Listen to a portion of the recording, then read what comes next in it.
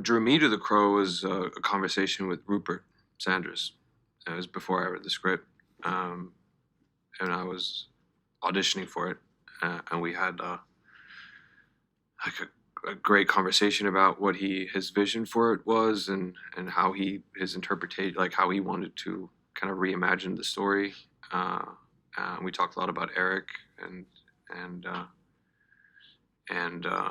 yeah, and then we had like maybe a week's process where we would just like send stuff to each other, and it was kind of this like dating phase of seeing like how we would collaborate together, and I got a very strong sense of this Eric that he wanted to tell or portray, or I wanted to kind of build out. So that was kind of the seed for me. A similar story, actually. I met with Rupert and we had a tea, and I didn't have a script, actually. I signed on to the film before a script. But he said to me that my job in the film would be to create a character that is so warm and so lovable that when Shelley dies, it just feels like there's a huge hole in the movie. And I thought that was a really incredible challenge. And I know that The Crow has such a cultural legacy. Anyway, that's always going to draw me into a project. His journey throughout it, his sort of transformation that he goes through as this kind of fragile soul in the beginning of it, and how he kind of meets Shelley and projects all of his hopes and dreams for life again onto her. And then when he loses her, he has absolutely nothing left. And that kind of transition from hope, and then from basically sacrifice and resignation and just hate towards the end. I think that I've always had a great hope in love, a great wish to find something that's so magical and so beautiful that it can last forever. So in that way, I think it was really amazing to be able to play a role of somebody that meets that and finds a lover who literally wants to go through the depths of hell for love and for the relationship.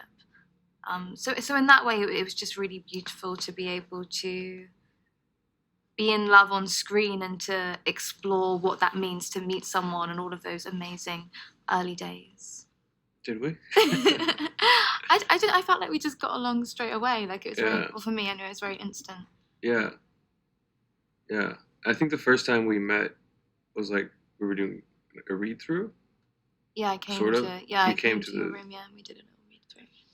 Right, but I think it was like at the studio, and we were like, and it was like the Polaroids.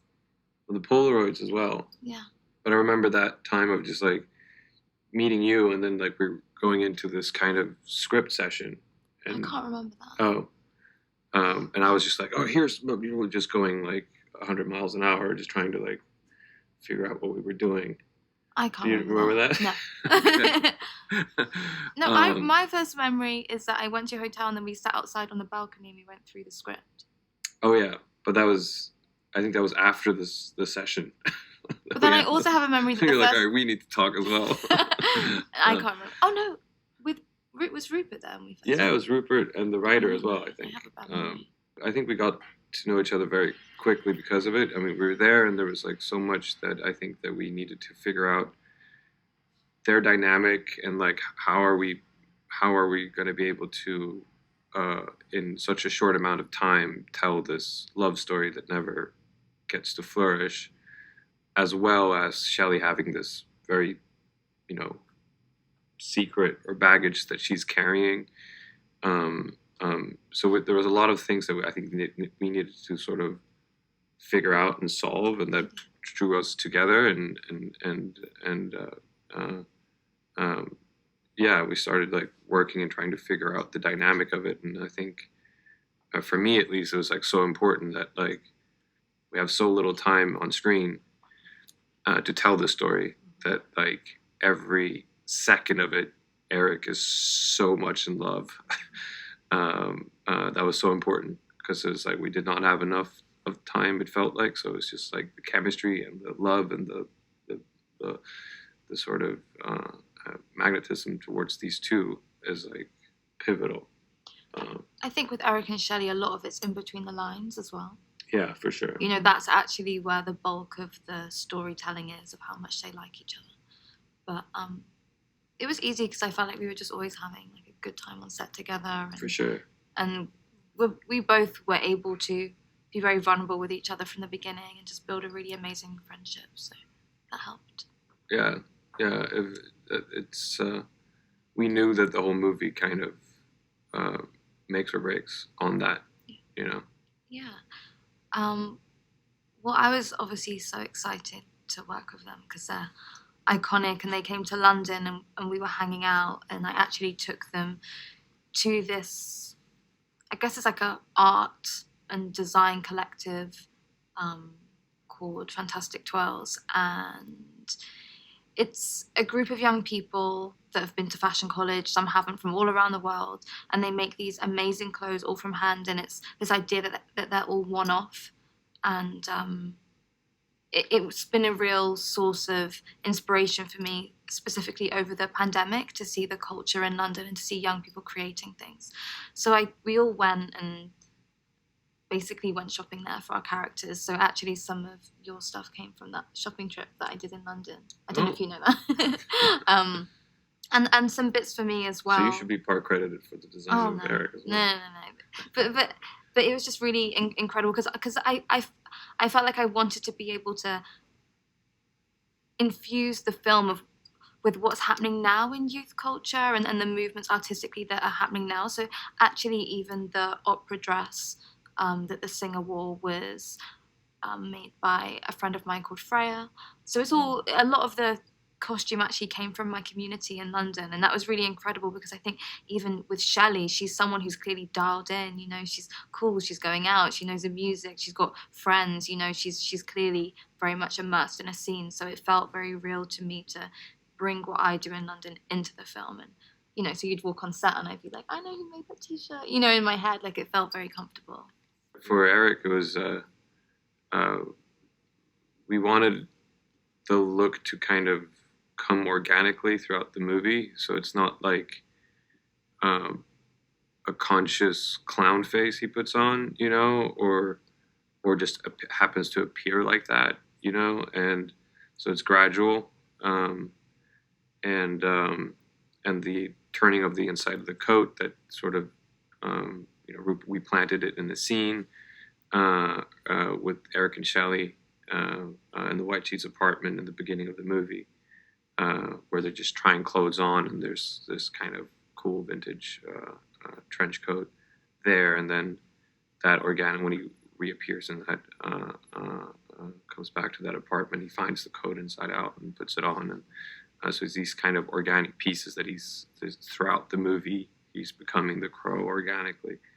And the same thing with the makeup. Then it's sort of it just sort of it happens in a moment, sort of organically, and that kind of it also informs, I think, for me, how I played Eric, because the way that our movie is structured is when he becomes a Crow, he's lost everything, and he knows he's lost everything. So he's kind of giving in to this hate inside of himself that he becomes this monster, and he doesn't like what he's becoming. So there's no sort of, his transformation to the Crow is not enjoyable for him. You know, it's not like, it's not a final hurrah or anything. It's just hate and vengeance.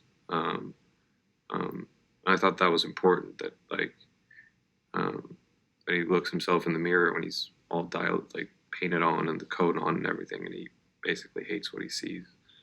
For me, I feel that Eric and Shelley just have an amazing romance together, and I felt like the time that we spent investing in the storytelling of that really has come through in the final cut of the movie. So I'm so happy, and I think if I had one sort of qualm with a lot of modern filmmaking is I find sometimes that I don't feel invested enough in the characters, especially in love stories. I sometimes everything's so quick. There's like this feeling of urgency constantly. But even in this action-packed movie, we've managed to slow time down. You know, when we were together in our characters, and I think that's so rare. And it's something we put work into it, but then it's sort of happened by accident as well. Yeah. Do you know what I mean? It's just it's so natural what's happened, and that was my biggest fear, that wouldn't come across, and it really has. And so I think for me, the film starts in one way and then it just has this dramatic turn. It's almost like the genre completely shifts. So it's incredible to see love like that on a big screen. But when I saw the second half of the movie, because obviously I wasn't there for a lot of the time when Bill became the Crow, the action is incredible. The scenes, you know, and I love, you know, I do martial arts, I've done stunt training and stuff. So for me to see and understand a little bit of how it works, the choreography is truly a work of art. And although, you know, it's quite scary, it's beautiful as well though. It's so beautiful, like the just the mathematical choreography of it all. I definitely think that people that are into fight scenes and action and all of those things will really enjoy this film. What do you Yeah. think? Yeah, no, I agree. I think in general, like all movies are better in theater, uh, and I think just like it's kind of a shame that we've gotten so accustomed to just watching everything streamed, or you know, it's out in the theaters and then 2 weeks later you can watch it at home. And you know, it's a big romantic epic, you know, and yeah, to Twigs's point, it's a pretty big, majestic, bloody, beautiful climax to it as well. But it's the journey, and it's a story about two outsiders, really.